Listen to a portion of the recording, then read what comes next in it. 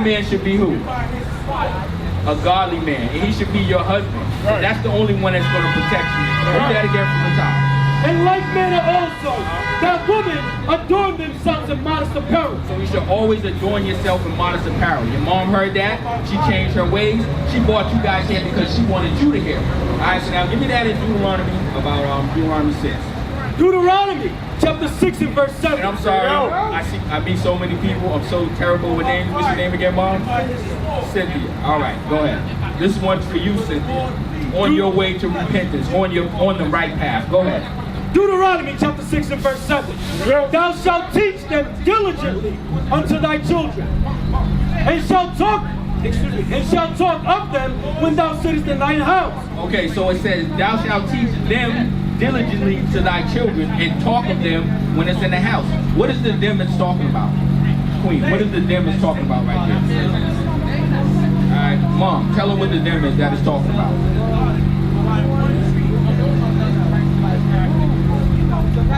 The right way. Right. So it's a teaching moment. So read it again from the top. And thou shalt teach them diligently. So it says, thou shalt teach them diligently. So she must concentrate and make sure that you guys understand it. So she was probably telling you guys about it, and you guys giving her the side look like, yeah, she's like, you know what? I'm going to do you one better. I'm going to bring you down to the prophets, and I'm going to let you tell them themselves so you can get it directly from the Bible. Because she may not know everywhere to go to get it, right? Go ahead, read. And thou shalt teach them diligently unto thy children, and shalt talk of them when thou sittest in thy house. So when you're sitting in your house, you should be going over the them. I'm going to tell you what the them is after this verse. Go ahead. And when thou walkest by the way, and when thou liest down, and when thou risest up. So before you go to bed, first thing you wake up, you should be speaking of the them, of the them, of the them. What is the them? The them is the laws, statutes, and commandments. You see that everybody on this sign was given the laws, statutes, and commandments. Alright? And when we didn't follow the laws, statutes, and commandments, what happened to us? We fall into sin. Alright, yes, right. We did fall. Well, not doing the commandments is the sin that we fell into. But there's a result. Alright, give me Romans 6 and 23. Right, there's a result to sinning. Alright, and sinning is not something that we want to constantly be in. Alright, so check this out. This is what happens. Do you work? Not yet? Alright, but you know what wages are, right? Okay, so look what happens with sin. Romans chapter 6 and verse 23. For the wages of sin is death. The what? The wages of sin is death. So the wages of sin is death. I want you to look right here. I'm old, my back's hurting, so I'm not going to bend down. Usually I'll bend down and I want to point closer. Now I want you guys to come closer. All three of you, come closer, come closer. Look at this. What is this? What is this right here? Slaves. How many of them slaves you think is alive? How many of them you think died? And why do you think that happened to them? Did this happen to white people? Did this happen to Chinese people? Guess what? Look at that sign. Do you see white people on that sign? Do you see Chinese people on that sign? Now, white people and Chinese people and Japanese people and all the other nations, don't they do wicked stuff?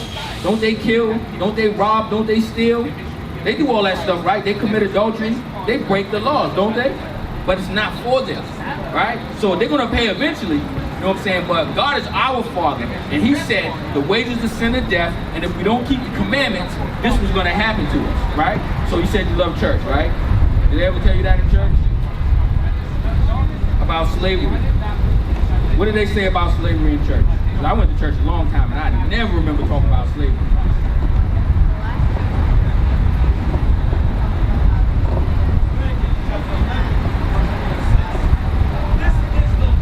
For celebrating God. You know why they beat us for celebrating God? Because they didn't want us to wake up. They didn't want us to come back to our true natural estate of being gods, of you guys being princesses. They don't want that. They beat us so that we will forget our laws, statutes, and commandments. Because as long as we don't keep the laws, statutes, and commandments, this is what we get. You from Mattapan? Y'all live in Mattapan? Dorchester? Huh? Alright, so I'm from Mattapan. What's the difference between Mattapan and Dorchester? Oh, you're not much. Which city are you from? All over. But all right. I hear you. I hear you. Let me ask you this then. What's the difference between the last hood you've been in and the hood you've been in now and the hood you're gonna go to next and the hood you was in before that? What's the difference?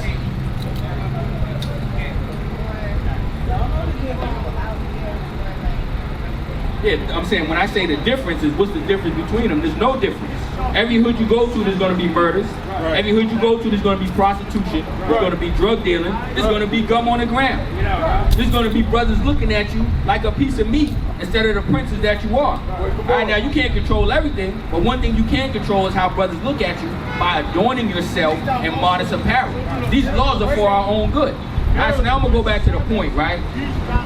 In church, they never taught us about slavery. They never told me that slavery was in the Bible. Did you know that us going into slavery was in the Bible? That's why we got this sign right here. Did you know that? Did you know that? You?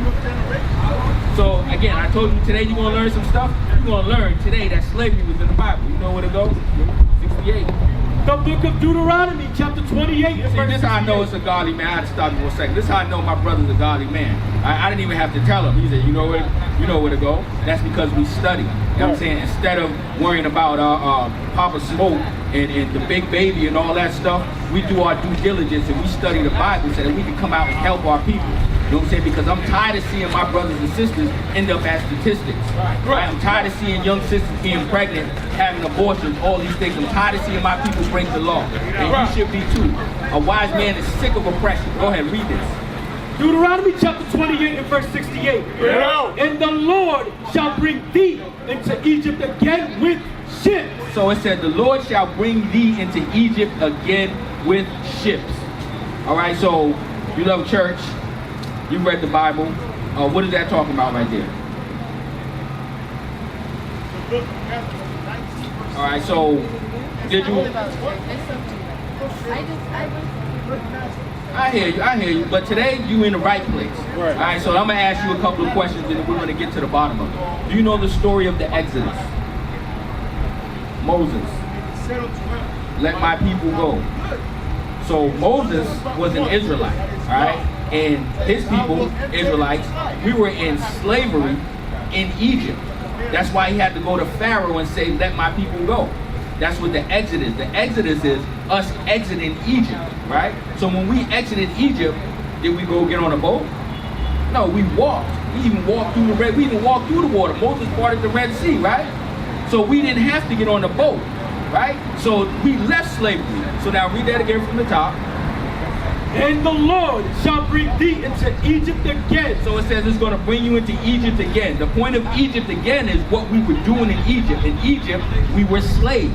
We were serving hard bondage. Egypt means slaves. You know where to go for that? Exodus chapter 20 and verse 2. I am the Lord thy God, which have brought thee out of the land of Egypt. So the Lord brought us out of the land of Egypt. Out of the house of bondage. Out of bondage. Bondage is slavery, right? So now go back to 68. And the Lord shall bring thee into Egypt again with ships. So he said he's going to bring you into slavery again with ships. Remember, the Exodus, we walked through the wilderness for 40 years. It didn't say nothing about boats, right? But it says it's going to bring you to Egypt again. And what is this? A cargo slave ship. Alright, so that's us going into slavery on ships. And it said, who's going to lead us there? And the Lord shall bring thee into Egypt again. And it says the Lord shall bring thee into Egypt again. Why did the Lord bring us into slavery should be the question. Because again, we established it didn't happen to nobody else. It only happened to us. Why? Why us and not nobody else? Do you know that? We're his people. Not only we're his people, we're his children. It's your mom, right? Who's your best friend out there? Who's your best friend? I don't know her, so you can just say her name. Madison. Madison, right? All right, so you're 17 years old. You be out chilling, right? You got a curfew. What's your curfew? 10 p.m. We'll go. You don't got to get totally specific. I'm just going to make a point real quick. All right, so 10 p.m. You and Madison, y'all hanging about town. Y'all chilling. Y'all doing y'all thing, right? It's 10:07, and y'all are still outside. And you come back to your house. Who's getting in trouble? You, Madison, or you and Madison? And Madison? Why is Madison getting in trouble? Okay, so your mom's cool like that with Madison. All right. So who's your fourth nondescript best friend that your mother doesn't know?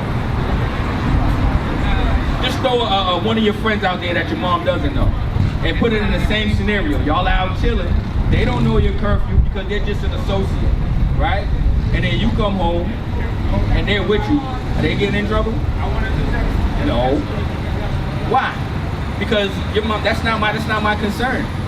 You're her concern, right? So when God looks at the other nations, when He looks at all other people, that's not my concern. Right. You know what I'm saying? His concern is His people, right? Now you've been on punishment before. You've been on punishment.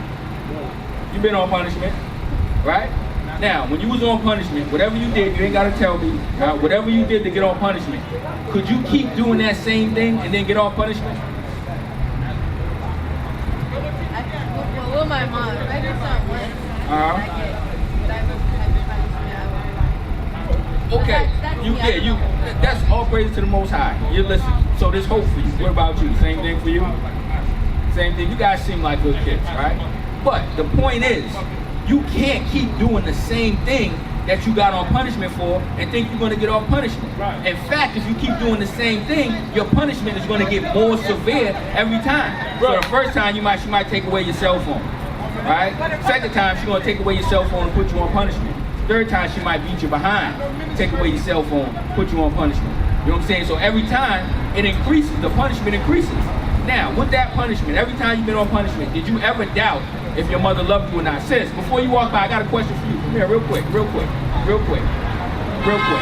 So the question is, when your mom, your parents put you on punishment, right? As harsh as the punishment might have been, did you ever doubt for 1 second that your parents still love you? I mean, we kids, we black. There'd be a second where we like, oh, she hates me. I hate her, blah, blah, blah. But then when you come back to your senses, you realize she loves you and she's doing it for your own good, right?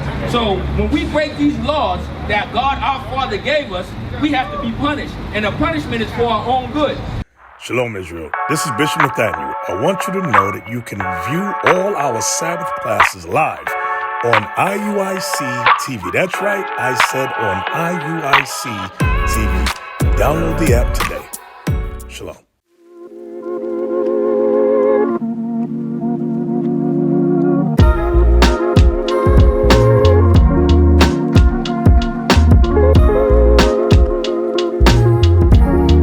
Shalom, Israel. This is Bishop Nathaniel. I want you to know that you can view all our Sabbath classes live on IUIC TV. That's right, I said on IUIC TV. Download the app today. Shalom. We used to scream black power while Heron was pushed. But at the end of the day, nothing's in vain.